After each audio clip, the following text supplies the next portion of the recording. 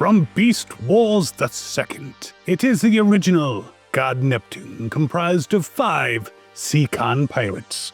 Yes, I bought this at a con not that long ago, and was very thrilled to find it because I used to have it prior to the Purge. For those who don't know, the Purge happened to be a time when I decided to sell off a lot of my Transformers to pay bills, get work done on my house and stuff like that. And while it was financially good, I miss a lot of my Transformers, including this set, which is from 1998. And it's the Seacons, but missing one, Nautilator.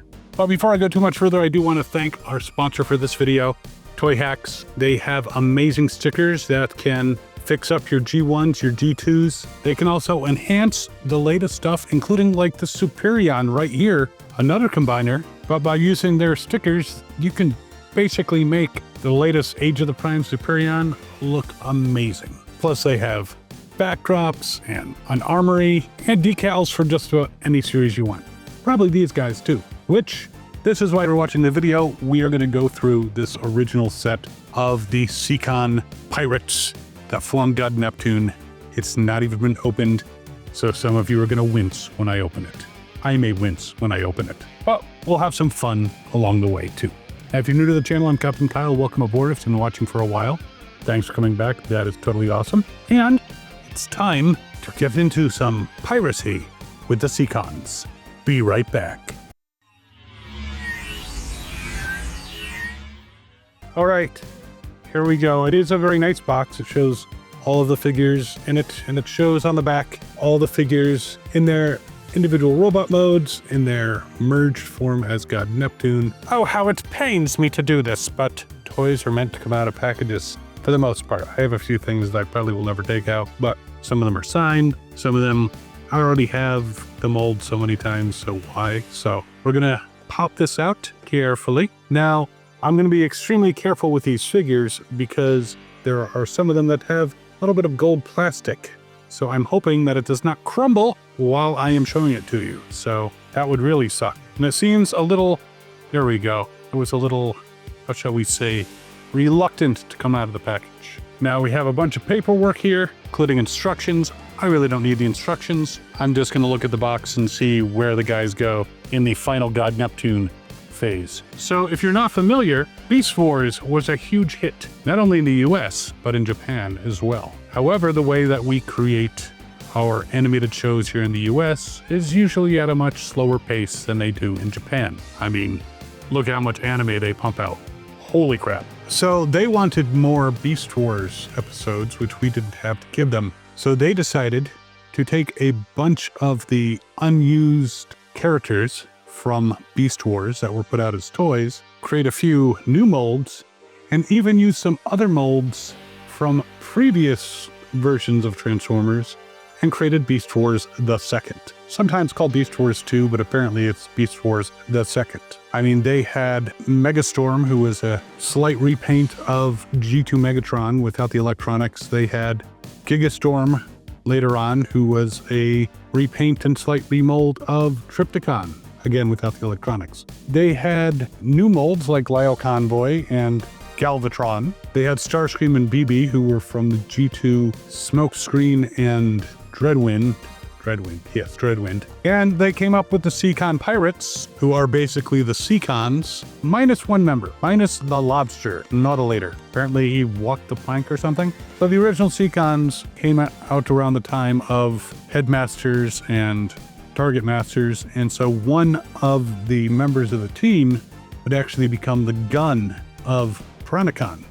God Neptune, he doesn't actually have a gun, he just has a sword. Well, let's take him out and take a look at all the pieces, again, carefully. And so the leader of the Seacon Pirates was Halfshell. Here's in a Halfshell, turtle power, and in robot mode and as God Neptune, they carry this huge sword. Well, he carries it, then they carry it in a combined form. Instead of Tentakil, we had Scylla, apparently decided by love. Overbite, I don't know if I'm gonna remember all the Seacon names, but Overbite became Sea Phantom. Ooh. And if I mispronounce some of the Japanese names, I apologize, because this is Coelagon.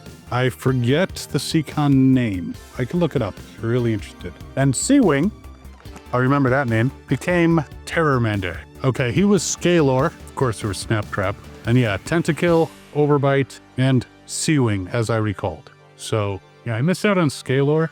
And for some reason, Snaptrap was just not sticking in my mind. Now, it was actually a good 10 years between the actual Seacons and the Seacon Pirates. Seacons came out in 1988. Here's a foot and another foot. The head, the left, and the right fists.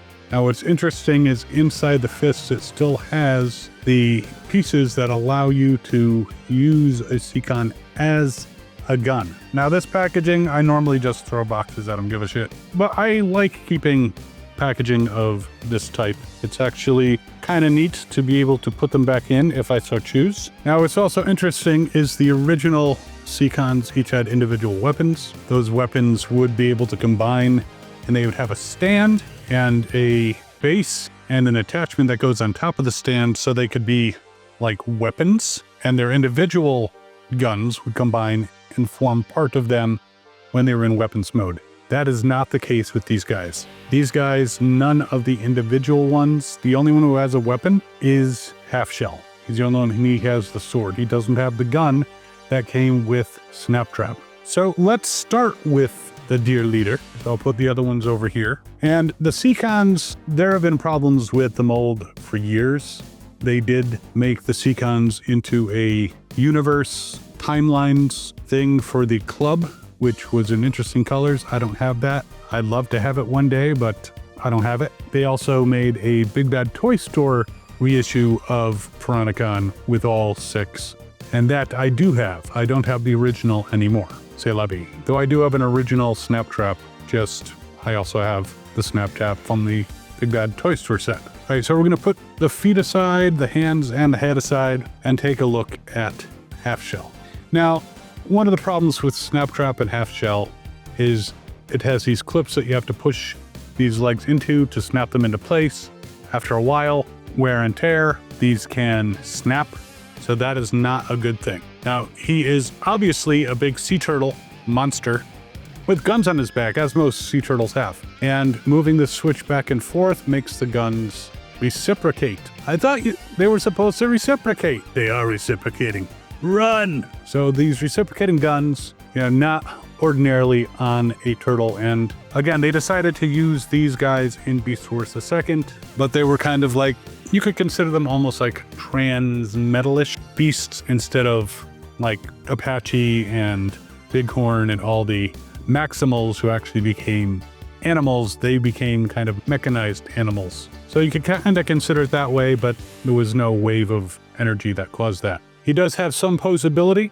First of all, his mouth, I'm going to do this carefully, does open so he can snap you. And he does actually also have some kind of rub sign. And if I rub it, it kind of shows a Predacon symbol. It's hard to see. I don't want to rub it too much because, I could go blind. Now, the head can move a little bit up and down. You can also pose the feet in different ways. You can make him look like he's swimming, or you can stand him up. His back legs can bend at the back knee. The front legs can bend outwards, but that's not really part of the turtle thing. That's more of the I'm going to transform type thing. Now, from his guns to the end of his shield, that's about 6 inches. So he's a pretty cool looking turtle. Again, different colors than the original by quite a bit. Different character, but again, it's a repaint, and I love repaints, and especially repaints that are a different character. I wish I had gotten the Battle Gaia set, which is a repaint of the Combaticon. It's a Bruticus set. That would have been nice. Again, they're machines infused with life. Why wouldn't you make a whole bunch of Bruticus's? Why wouldn't you make a whole bunch of Predacons? A whole bunch of Devastators? The orange and the yellow could have been different teams. That's my thought. But you take off his shell in the back. This is also his shield and his chest shield in his combined mode. Now I'm gonna as carefully as I can, pull these up. This is where the clip is. That's where the problems can happen. And that didn't sound as damaging. So that is the first part of transforming. You remove this, lift up these legs, and fold them up like so. These two pieces here, these are his legs. These fold out like so. So those are his legs. Now on the back, he has heels to help him stand. So you fold those out And there you go. We're getting there. Getting his head out, very easy. You just take this head and you push it down and there's his regular head. Now his arms, you move them forward, and as you do that, it actually will start pushing the fists out. So when you straighten out his arm, his fists will emerge from here. When you fold it back, you just push in the fists as you're folding it back. So there he is in his robot mode. And he can fall over because centrifugal force, and even with the heels, he is still a little back heavy. The sword is kind of goldish plastic, so I'm going to be kind of careful. Goes into his hand, and like I said, he is the only one with a weapon. So there he is. Now, posability-wise, his arms, of course, can go pretty much all the way around. Though you run into some problems here. You got to kind of move the leg out of the way.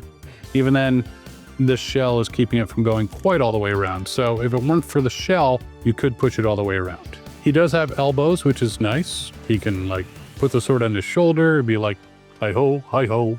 It's off to pillage, I do. The legs, you can spread them. Shut up, Logan. But there's no ankle swivels, no stability, so pretty much leaving them straight up and down is the way to go. The head itself, if it turns, I'm not turning it. It's on there pretty good, so I don't think it turns. I don't think I've ever messed around with it and had it turn. And if it does turn, I'm not gonna force it, because what if I'm wrong and the head just comes off? That's one of the problems when you're dealing with some of the more fragile older toys. Now this piece also becomes his shield. In the back, will you stop falling over, please? In the back, it has these two pieces that fold out, which are like the heads of the other Seacons. You fold up these pieces, and you can plug one of these into his shoulder. The other one you can fold back in if you want, and it becomes his shield. Now, if you position it advantageously, it looks even more like a shield because you can have his arm there. So there he is, fully outfitted with his weapon and his shield. The other merge pieces don't have anything to do with any of their other forms. So that is Halfshell. We're gonna put him over here, and we'll move on to Coelligan. Again, I'm not sure if I'm saying that right.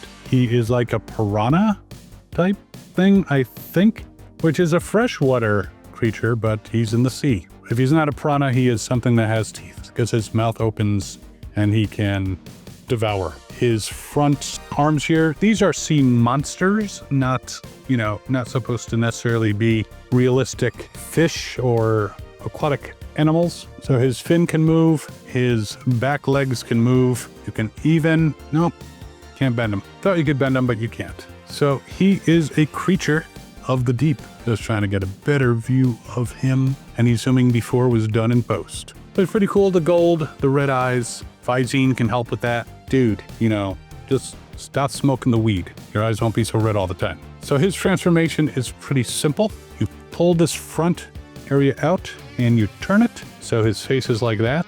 You move up his legs like so. That actually his front legs or front paws, and that becomes his legs. Fold this to one side or the other and you can pop off the top and fold that back, and there reveals his head. And on his arms here, he's got fists. On his back, creature legs, and here is Sky because she likes seafood. And so there is Coelligan. And again, all the Seacons kind of awkward, but if you put the front monster legs at the proper angle, you can keep them standing. Next one is Scylla.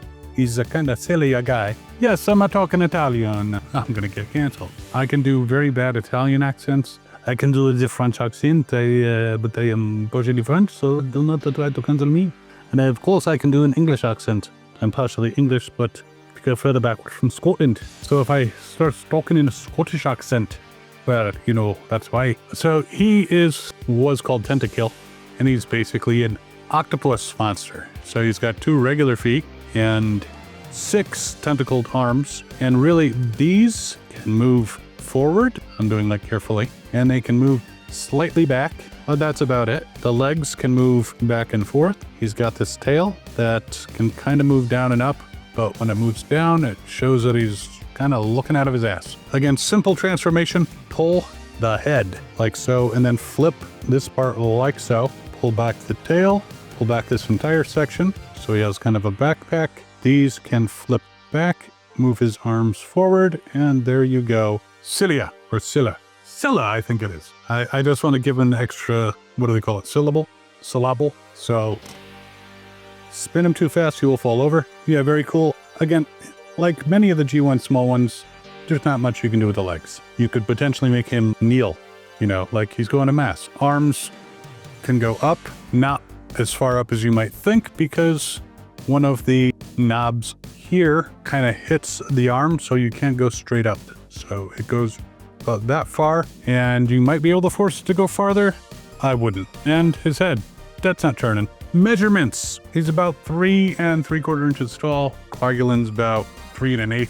And Halfshell from his guns is like 7 inches. You go from his head, it's like 6 inches. So they're pretty much in scale with a lot of the G1 combiner bots. All right, Sea Phantom, or Overbite. He was the shark, kind of like a Sharkticon, but now what's interesting with the Seacons is in, I think it was Master Force, more of the Japanese series, the Seacons were a bunch of sea monster drones. So there could have been a bunch of these guys, and they could have been called Sharkticons. So these front legs came off. No, these actually are supposed to come off. Did I scare you? They came off the original, they come off this one. They're just plastic pieces that are put in here, and you can adjust them. You can also open the mouth somewhat, a little bit. He's not really got an overbite. You could bend his back legs at the knee. You could move them in various ways. If he's swimming, you know, he might have them pointed backwards, and his fin can move from side to side. A lot of them that have fins, they move from side to side, mainly because of how they transform. Yes, I love you too. Now to transform him, very simple. Oh, and he's like he's about 5 inches in his sharkish mode, shark monster mode. So to transform him, you pull, and it doesn't come out far, but you pull the head out.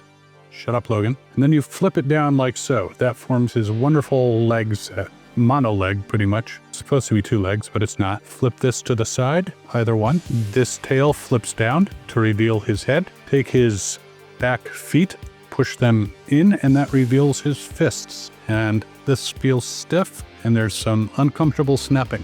Now you can bend at the elbow. In this case, his arms can go all the way around, but that's pretty much the extent of his posability. There you have him, Sea Phantom. And finally, Terrormander, which is a great name. Seawing's kind of boring. And he has like guns, it looks like, on his manta wings. He is a manta monster. And he also makes me a little nervous, but that's because of the gold paint there, but I think it's not actually gold plastic.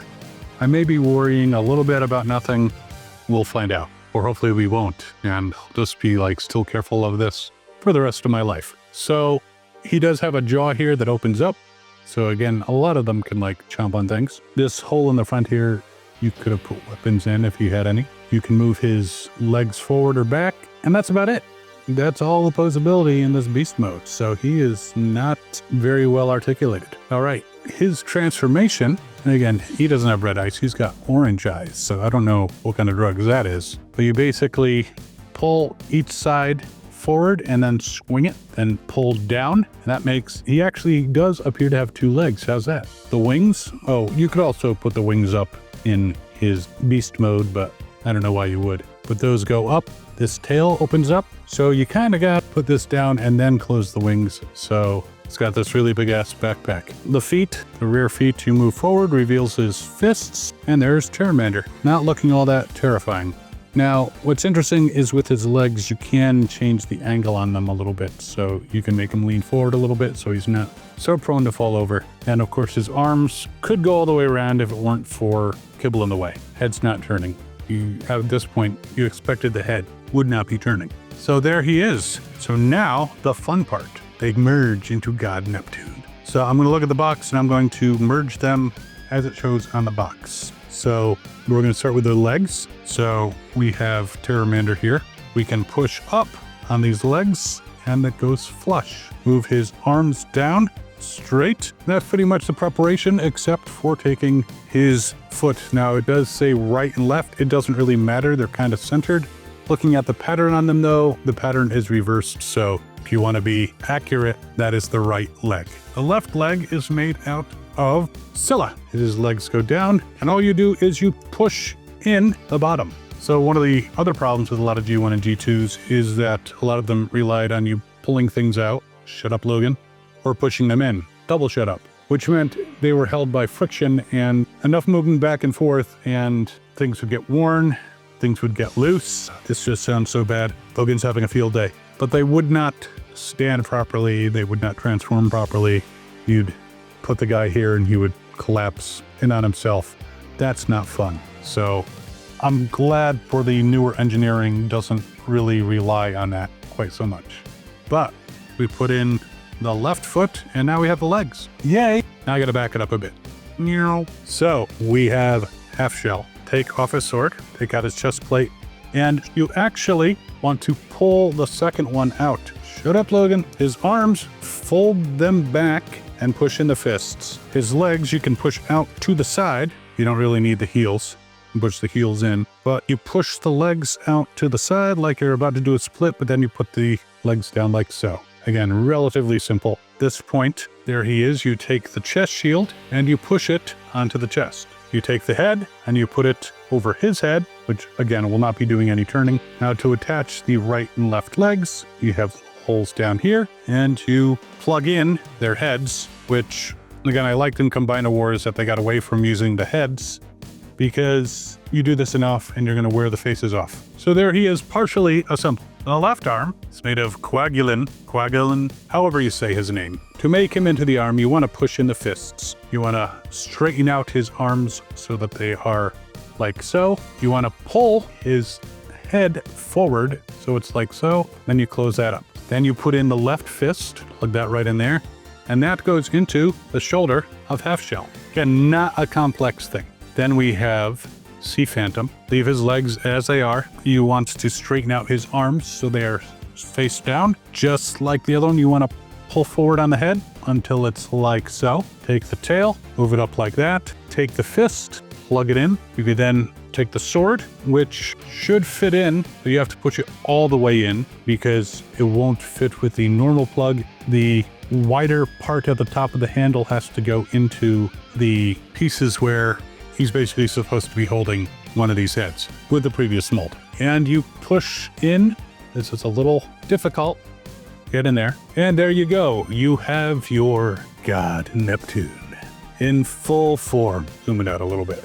Give him a spin on the turntable of doom. And that is the 1988 Beast Wars 2, Beast Wars the second rather, God Neptune. Now, if I put Predacon right next to him, they'd be the same size. So I'm not going to do that. This is the Unite Warrior Combiner Wars style God Neptune. And yeah, he doesn't always stand the best.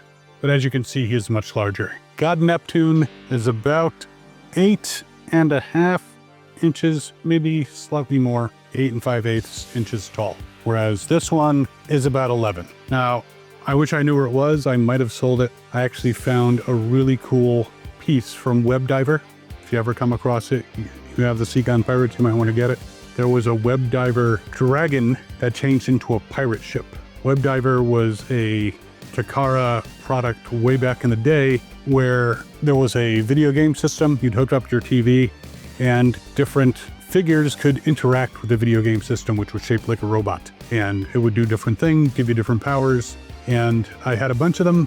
I got rid of most of them. I don't know whatever happened to that particular pirate ship. I always thought it would be awesome to team up with the Seacon Pirates. And when I had the Seacon Pirates previously, I did not do it. I just didn't get around to it. And then the Purge. So if you ever come across that, that's a little bonus like scavenger hunt thing. Yeah, he doesn't stand well. There's also a Predacon that also does not stand well. There you go. He's kind of standing. He's going to go back on a shelf in the corner so they can kind of lean back and not fall over. But there you have it. Stability-wise, the original, kind of original since it's a repaint, does better. But this one obviously has the size and yeah, it was expensive, but so is this.